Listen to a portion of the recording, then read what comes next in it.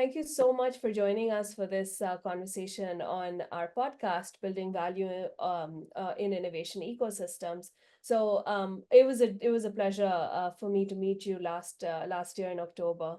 But can you tell our audience a little bit about yourself and your role as an entrepreneur in residence at Black and Veatch, and how how you made it there and how it kind of intersects with the larger innovation ecosystem? Yeah, absolutely. So excited to be here. I appreciate the invite. And we're talking about sort of one of my favorite topics, which is, innovation and ecosystem. So this should be kind of a fun conversation. So as entrepreneur in residence at Black and Veatch, I essentially act as kind of a liaison between kind of the innovation function and some of the earlier stage business lines at Black and Veatch and kind of the outside world. And just like the rest of the EIRs that are out there, the term EIR, entrepreneur in residence, is actually used in a couple different contexts. But when I think about entrepreneur in residence, I think of somebody that, has some experience being an entrepreneur, and then is sort of translating and transferring some of that experience into a different context, right? And so for me, the residence is corporate. So Black and Veatch is a global engineering, procurement, construction, and consulting firm, right, delivering critical human infrastructure. And so, taking a lot of the technology, innovation experience from kind of my entrepreneurial career, and actually before that, I spent quite a bit of time in academia, and translating that into kind of a corporate setting, is sort of my role. The other thing is, because I've kind of worn those other hats before, I'm able to come into Black and Veatch internally and sort of represent the outside perspective, right? We work through our external accelerator program with a bunch of startups working on climate tech.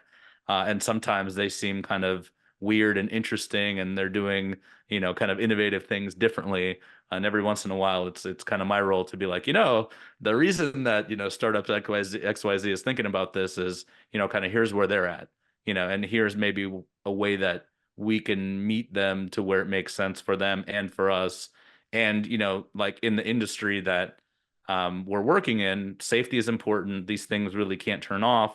Like lots of things have to happen. And so a lot of it is also translating back to the startup that, hey, this sector, this industry, the way that we're going to work is maybe a little different than you're used to. And so, yeah, and then background, we can kind of dig into it a little bit, but I guess the thing I'd leave folks with is most entrepreneur in residence that have kind of entrepreneurial experience are a little weird, and it's not kind of linear career paths. And so I'm happy to kind of dive into that here in a little bit.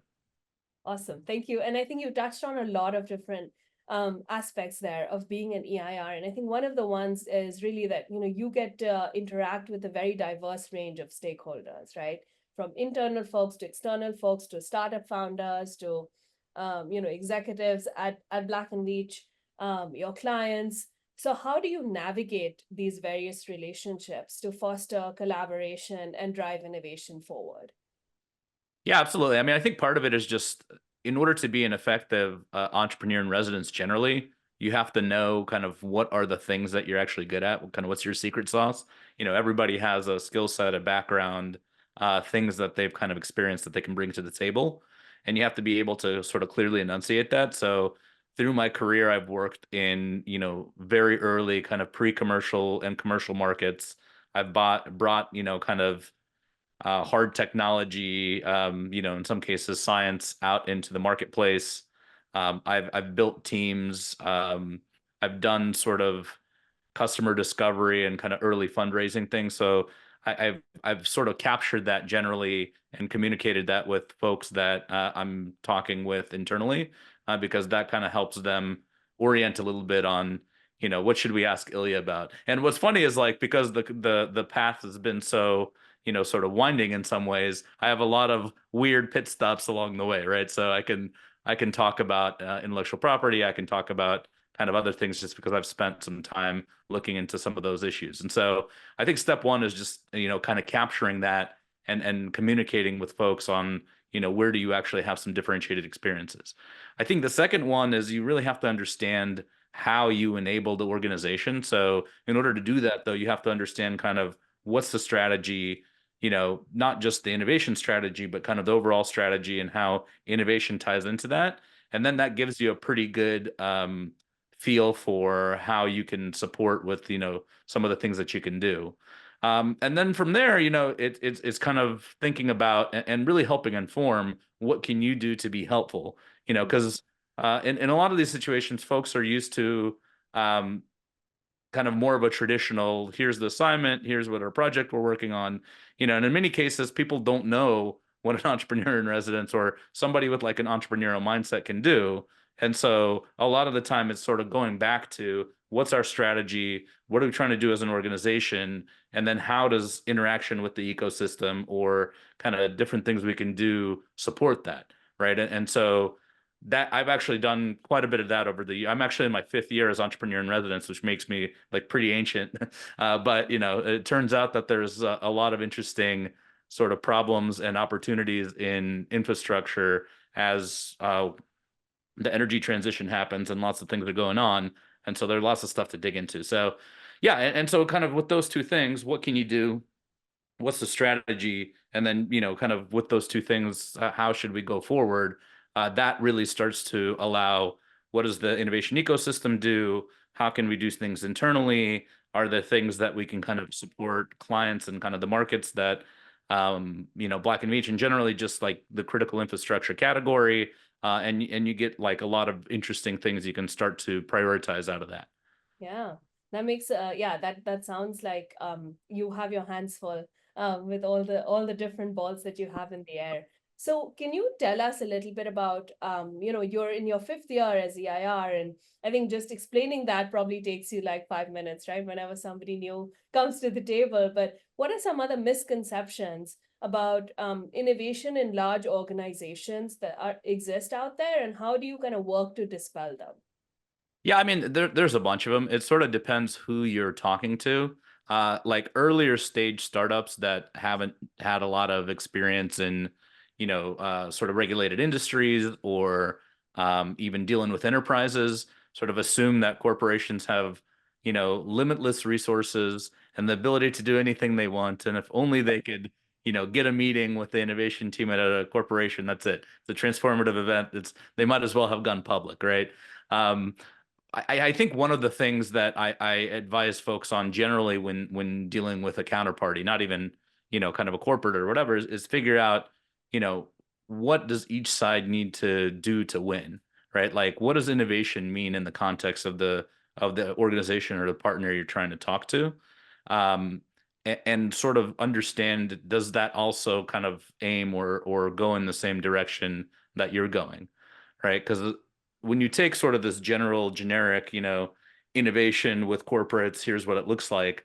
Most of the time that doesn't work out because there's sort of different people, different strategies, different amounts of capital, different ability to introduce new things, different sales cycles, timelines, these kind of things. I think then there's a lot of sort of cultural and regional things, right?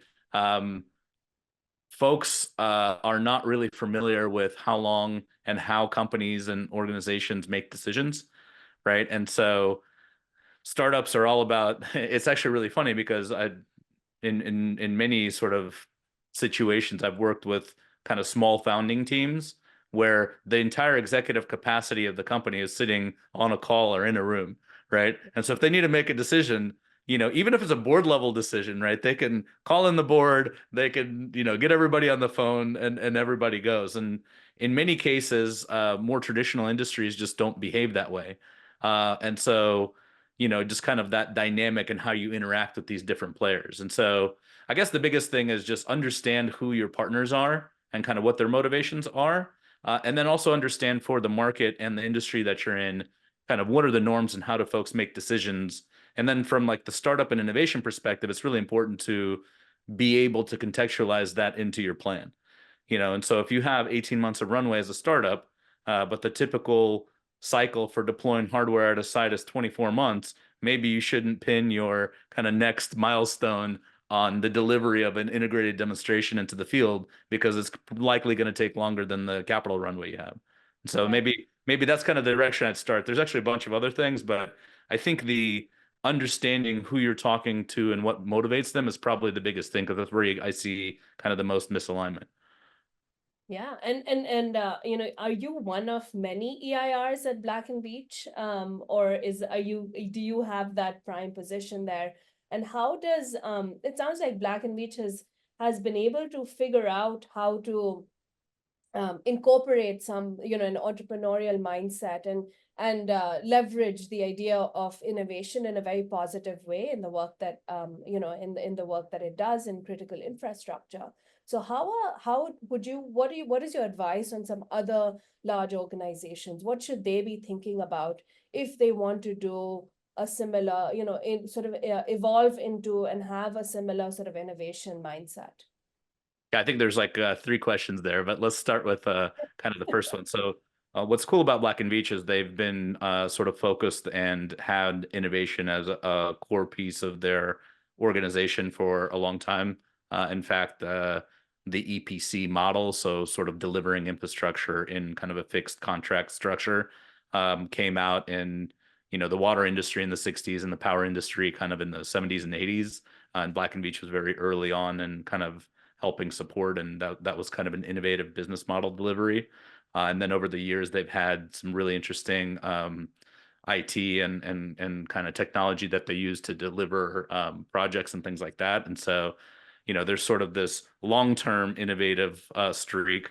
And then, before I joined, they had already sort of declared that innovation was a key part of their strategy, and actually created sort of a group that had been working for years by the time I showed up on what does innovation mean to Black and Veatch, and even some of the business lines within the business had come from kind of the internal innovation function. And so I think kind of thinking and being intentional with your strategy, and then understanding how innovation plays in the strategy is really important. And many folks that are out there that want to get an EIR or want to do an innovation function sort of do that in a little bit of a vacuum. And so I think, and part of the reason when we were talking about me joining Black and Veatch, I was pretty intentional about, I wanted to support a company that was already moving on their own, right? Because when you have to get in there and sort of help everybody see what the world is and maybe how it works in a different way, it's going to take a lot of time and sort of attention and bandwidth to make that happen. And so fortunately, I didn't have to do a lot of that stuff because they were already moving on their own, and folks were thinking about this. It was kind of top of mind, and then I was able to sort of introduce some additional perspective and kind of sit next with them and kind of think about it. To your question about the only EIR, I'm actually the second EIR at Black and Veatch. The first one was kind of attached to the external accelerator, so he specifically worked with the startup companies in the clean tech accelerator to sort of be more of a operator perspective. I'm the first kind of generally, horizontal entrepreneur. And when I say horizontal, that means I sort of work on the capacity of the organization to be entrepreneurial.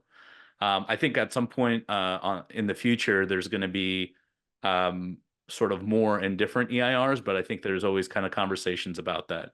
And in fact, it's been, so interesting about what is an EIR? How can they work? As I've started to, kind of talk about that and talk to a bunch of other EIRs. And so over the years now, I've gained a lot of kind of insight and perspective on what other folks and programs are thinking and doing.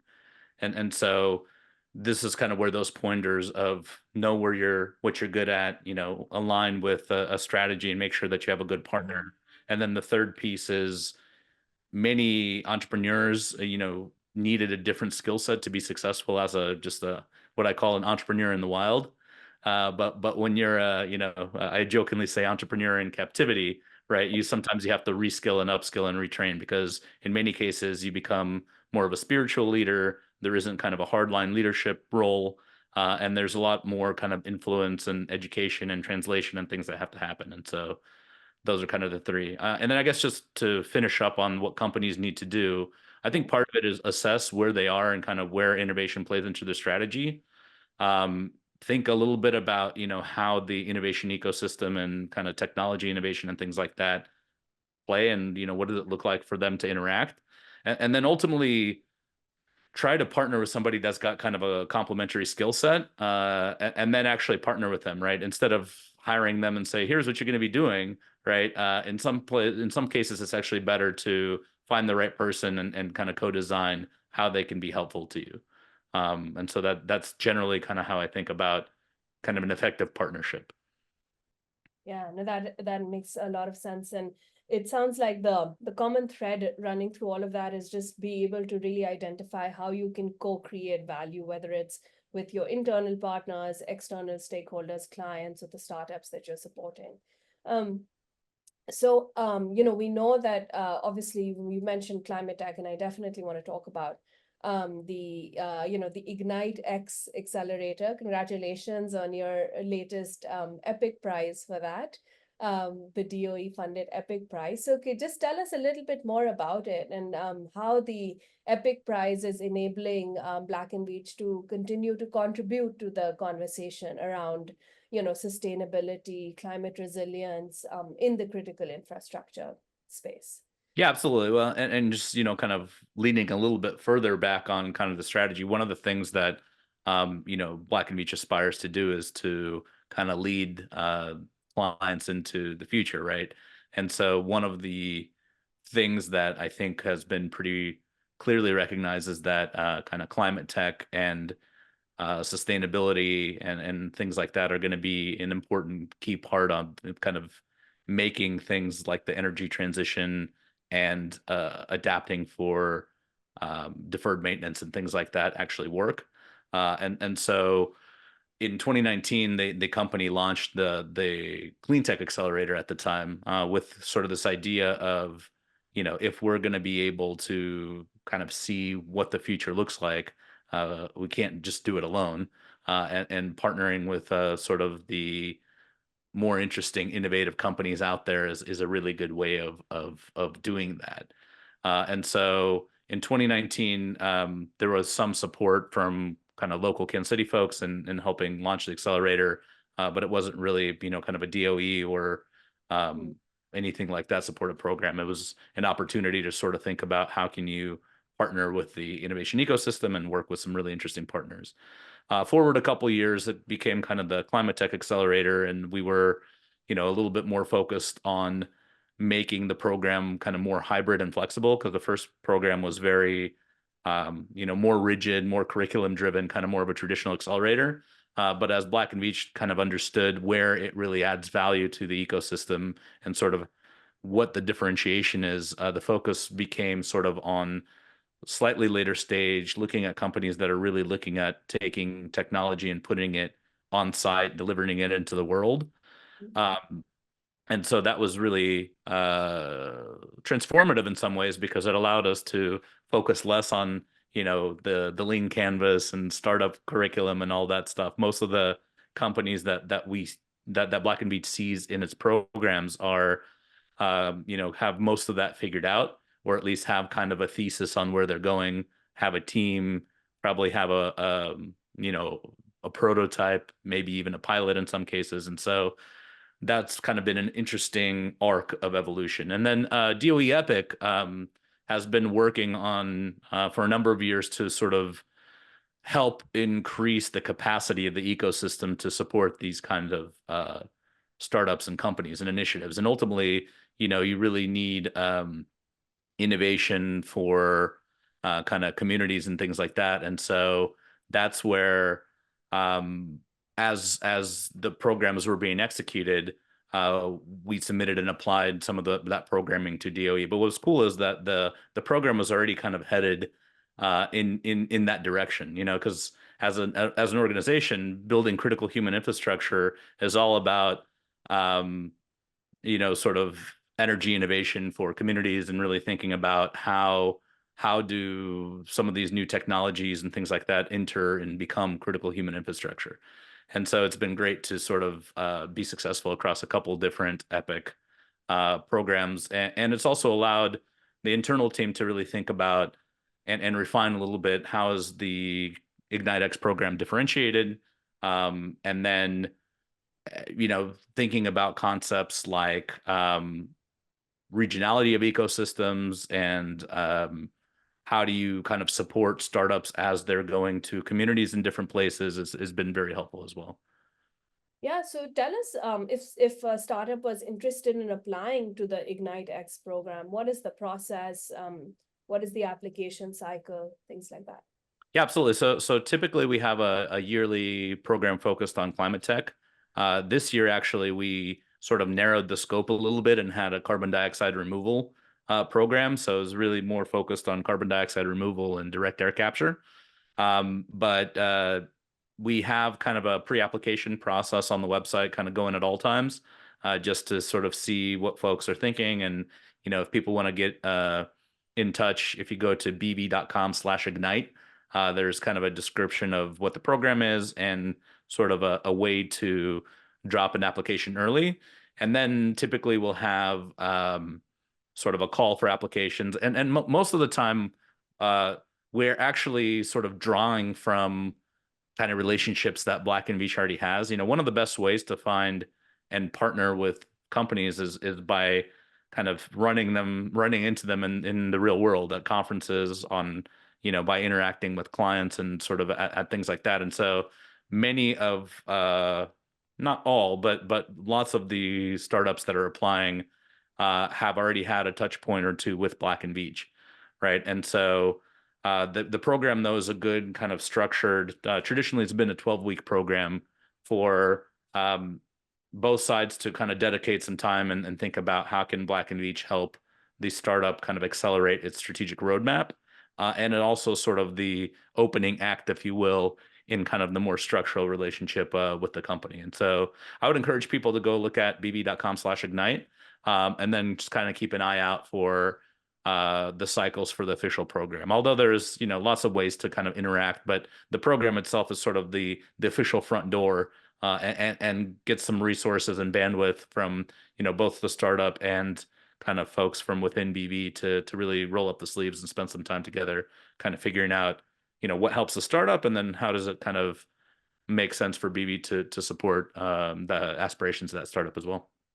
Yeah, and so you're obviously with your with the work that you're doing with IgniteX and just generally across the board at BV, you probably have a pulse on all the emerging trends that are coming out in the critical human infrastructure space.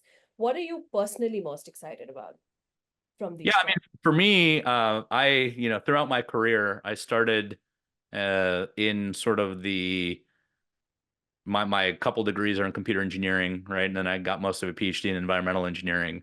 And so during the kind of PhD work, I was working on biofuels, and so supporting some algae to biofuel programs, doing some inductive charging of vehicles. And so, this was like the late 2000s, early 2010s. And so definitely kind of clean tech 1.0. And so that's always been kind of an interesting energy transition, and really thinking about how does society kind of power and enable kind of some of these majorly important things like transportation, or if you look at the stats, pretty much every civilized or kind of every industrialized society has a very, very high kind of usage of electricity per capita, right? And there's like a very, very strong correlation with availability of electricity and prosperity, right? And for me, being able to maintain that trend, but doing it in sort of a carbon and climate conscious way is a pretty interesting piece to think about. And really, what's interesting there for me personally is getting through all of the people arguing with each other on why should we do it, and more about, hey, what makes sense today, right? Like what makes financial sense, right? In many cases, solar and wind are without subsidy competitive with the kind of traditional power sources, and a lot of those deals just make economic sense today, right? Then there's some things that are on the bubble, right? They're pretty close, but they probably make sense to do, especially when it comes to water conservation for data infrastructure, things like that.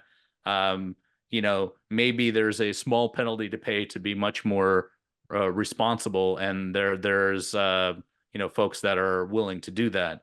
And to me, like really the meat and potatoes, if you will, of actually how that plays out And then really thinking about how do you support innovative companies and, how do you do the things that need to be done in the industry, but also learn a lot of the cool things that we can take from technology and from innovation to support these huge goals is really what's got me kind of interested over the past few years.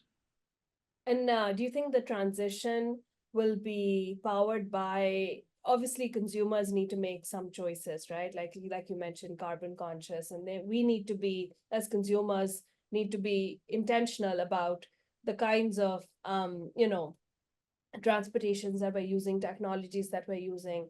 But do you think it needs to be like a complete sort of overhaul of everything, policy, industry, consumers? What will it take? Like, is it a is it a collaborative effort? Does it need to be top down? What are your thoughts about that? I mean, I think it's probably going to take a little bit of all the things. I think one of the things that I encourage people to start with is just, you know, um, ground themselves in where does carbon and use actually happen, right? So there's good resources out there like the book Speed and Scale and others that sort of kind of break down the what are the industries and things that are happening. And then what's interesting is different folks, like an individual versus a technology company versus a more traditional company with a very heavy asset balance sheet, can make very different decisions, right? So as an individual, I'm not making steel in my backyard, right? And so I can't go and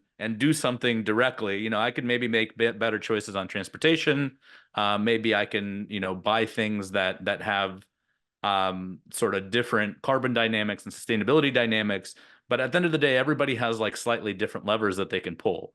Um, and so traditionally, with things like kind of Speed and Scale, really looking at what are the hard to abate industries, what policies are there, what can individuals do. There's sort of different plays and different things that people can enact. But I think it's going to take probably cooperation at different levels. But first of all, is just like, where are you in the world, right? Do you run operations at an asset heavy company? Are you sort of planning for what your future footprint looks like?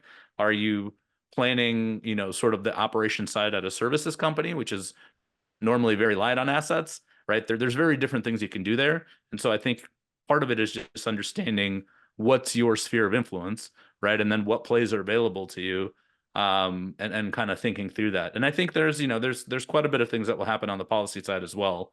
And there'll probably be different policies for different, kind of countries and geographies as well. So it's kind of interesting to sort of look at. Yeah, and on the BV side, so obviously climate resilience and sustainability is an area that then the company is looking very intentionally at. Are there any other sort of areas where the company is looking to do, focusing on technological advancement, and how do you prioritize which technologies to kind of look at, and do you also invest in those technologies when you work with startups? Yeah, so a couple questions there. I think generally Black and Veatch looks at their innovation work as kind of a portfolio, right? So there's a different types of initiatives. Overall, there's a lot of intentionality on what are markets where Black and Veatch has kind of good practice or presence, and where does it make sense to interject, right? Um, and then there's all kinds of different things you can do to sort of play in those markets, technology, innovation being one of them. Um, and so climate tech is kind of the main kind of corporate level focus for the external accelerator, but there's definitely been conversations around other things like everybody's talking about AI, and so there's um, kind of multiple things that have been looked at there. And ultimately, it's really less about innovation for innovation's sake and more about really being able to deliver on the strategy of the company, right? And so whether that's to become the top talent destination, to make sure that Black and Veatch continues to have the best people, whether it's to sort of enable growth and support kind of the growth of the company, or whether it's to sort of lead the clients into the future, kind of having a portfolio of things across that is important. Now, to your question about investing in startups, through the IgniteX program, there is a kind of small cash component, typically between 50 and 100K, which is pretty small, but the cash investment is not really the biggest place where Black and Veatch makes a difference. And so, the program is really seen as a strategic accelerator, to where if the company is, kind of delivering into markets and, sort of delivering technologies that can make a difference for clients and kind of places in the world where the company plays, then that's a much more interesting relationship. And typically everybody wins when those folks scale and actually put projects and their technology out into the world. So the focus typically is there. But, the company has made some investments and follow-on investments in startups. And so it's not unheard of. It's just not the biggest kind of differentiator. Right. It's not the goal. It's just yeah. Okay, makes sense. And then so you mentioned the IgniteX Accelerator, and it looks like Black and Veatch really has figured out how to best position itself and the value that it brings when working with startups. So what advice would you give to companies wanting to work with startups? Like what kind of, thinking about how they need to think about the working approach, and how that needs to shift when they're thinking about partnering with startups, and looking to enable a better sense of collaboration between younger companies, startups and more established companies. What advice would you give other folks as they're thinking about how do you set up a really strong program to enable that value addition and that co-creation of value that we've talked about? Yeah, I mean, I think a lot of it is just being intentional with what you think working with startups is going to do for you and for your industry.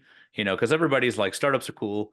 That everybody has seen Silicon Valley, or at least probably has seen an episode, right? And so there's all this like sort of assumptions about what startups are, what innovation is. Most of that is comically, directionally, accurate or not. It depends what we're talking about. But you really have to sort of be intentional on, why am I doing this, right? Is that to enable sort of being able to see some technology and some kind of processes and ways that these companies work? Is it to collaborate and kind of support them because you have some execution capability that's helpful? Pretty important. I think the other thing is, don't assume you know it all. Maybe work with folks that have actually been in the trenches or have done startups. That's kind of where the EIR role is helpful. In that, especially if you can draw from your experience in kind of the industry and in operating one of these things, you can help translate a little bit. But I think that intentionality is really important. I think also kind of timeline and pace. One of the greatest kind of misalignments between established companies and startups is established companies can sort of think about stuff, change direction. By default, they're going to be there tomorrow, or they're going to be there next year. In many cases, startups aren't, unless they hit their metrics or are able to raise more funding or ultimately become profitable, right? And so really understanding, how can the two organizations work together in kind of a constructive way is important. And sometimes that can get lost in sort of the traditional kind of flow and operation of the established company, because there's a bunch of other things going on. There's sort of the core business and kind of other things that may be happening. And startups normally don't have a great view or understanding of that. And in some cases, they're putting a lot of bandwidth and kind of consideration into the cooperation. So it's sort of important to, once you have figured out intentionally sort of why are you doing this, right, to sort of figure out how can we engage and work with these folks where it's helpful to them and helpful to us. Because the last thing you want to do is become a graveyard for, startups that were excited and ambitious and then ultimately had a bunch of meetings and ultimately didn't work out for anybody. Yeah. And even just working with startups, it probably requires taking a lot of calculated risks, right? Like just try to figure out like which startup you want to partner with, what is the project that you want to do with them. So how does Black and Veatch kind of think about and approach risk taking in this context of innovation? What are some strategies that you employ and to mitigate those risks effectively, and how should others think about it? I Yeah, I always think generally I would encourage folks to, be intentional and have good kind of internal championship for companies. Um, because in most cases, the relationship with the startup is not going to be a 6 week or 10 week thing, right? And so the the way really to think about it is um, what are important things that you're working on where kind of innovation and technology is key. And then who kind of needs to be involved for that partnership to sort of grow over time, right? And if you can sort of, most of these things are not kind of quick fixes where, it's like, well, put a startup on it, right? It's like, you could do that, right? But you're going to miss a lot of kind of real opportunity and misalign. And so it's I would encourage folks to think about where are kind of important places where technology could make a difference, and then be intentional with the how do you sort of collaborate, and then that sort of creates a portfolio again, right? To where you're applying the right tools to the right place, and being intentional with that application. So maybe a little bit repetitive from my earlier kind of be intentional with your strategy. But I think if you're, kind of prioritize well, and then do it as kind of a portfolio where you are doing things. I think the other thing is just like also thinking about pushing risk forward and really thinking about where are the most likely things to go wrong and trying to get that out of the way as soon as possible.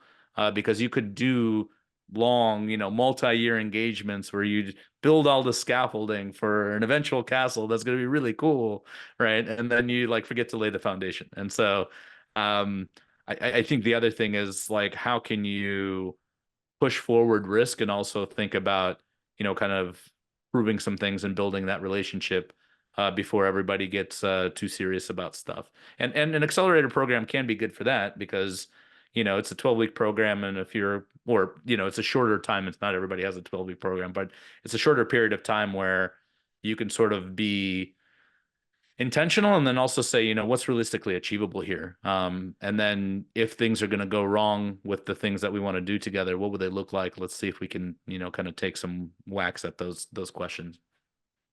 Yeah, and we're almost at time, so I just wanted to ask you one last question. So, what advice would you give to other startup support organizations and innovation ecosystem builders who are looking to work with looking to foster innovation within their communities and working with wanting to are interested in working with EIRs at large companies? What are ways that the broader innovation ecosystem can come together?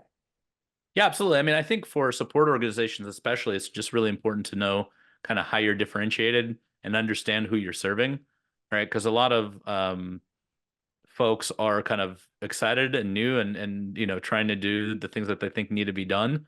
But I think that especially if you're new as an organization, getting intentional of like what are you trying to do, who are you trying to serve, and then really getting kind of the voice of customer, if you will, really getting, because in some cases the folks running those organizations don't necessarily have the entrepreneurial experience or things like that. So really think about who are your key stakeholders, what are you trying to do as an organization, and then make sure you kind of have that perspective. So um, I think lots of organizations I've seen kind of miss that a little bit. And so they're out there doing, and in some cases they still do sort of positive things, creating a forum and connecting people often leads to good results.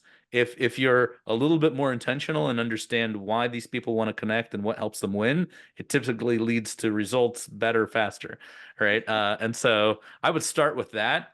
And then EIRs can be kind of an interesting path to either the university, so academia, or corporates, because they can act a little bit as a translator for you on having one foot in kind of the technology innovation world, and then another foot in how does this work at, this industry or a larger company or this university, they can sort of be a really good kind of sounding board and partner. And sometimes what's fun is you can much more quickly get to, hey, what's a way that your organization can work with the university or this corporate in a way where everybody's excited about it, right? And it may be easier for somebody like a entrepreneur in residence, especially if it's, so as I said earlier, I'm kind of like a horizontal entrepreneur in residence where I'm working on the capacity of the organization. There's some folks that are, really focused on running a business line inside or spinning one out, right? And they're less worried about the capacity. And so it's also really important to sort of understand the role of that entrepreneur in residence. But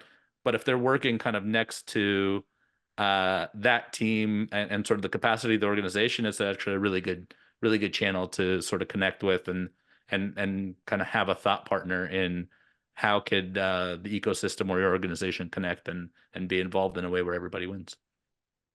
Yeah, that makes a lot of sense, and I appreciate all of the the incredible experience that you shared with us today, Ilya. And you've had such a storied sort of and non-linear path, right? You were in academia, you've been an entrepreneur, now you're working for a large organization.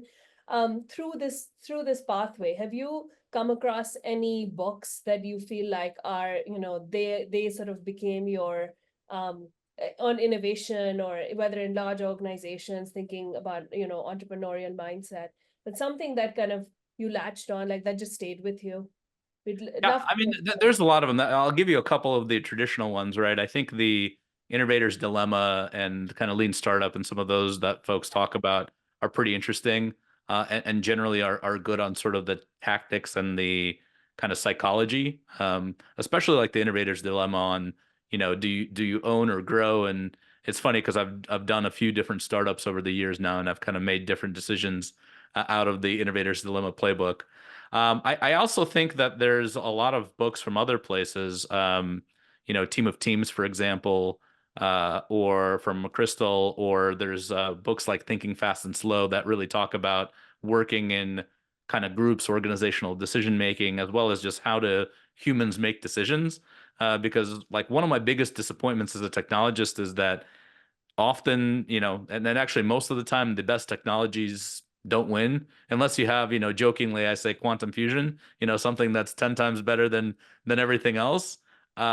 If your thing's two or three times better, there's all kinds of other factors that may keep you from success. And so thinking about how to build teams, motivate teams, work with people, most of the, or at least a lot of the issues in the world that I live in are squishy people issues, not technology and innovation issues. And so, some books like I mentioned before, Team of Teams and things like that really help think about those. So, but generally, books are great, and so there's all kinds of really good books out there that are kind of helpful in the journey, both from the tactics and sort of being in the trenches as well as just generally thinking about these problems. Awesome. Thanks so much for your time, Ilya. It was a pleasure chatting with you, and hopefully I'll see you on one of these events soon, because we're both in Kansas City. So Yeah, look forward to it. Thanks for the time.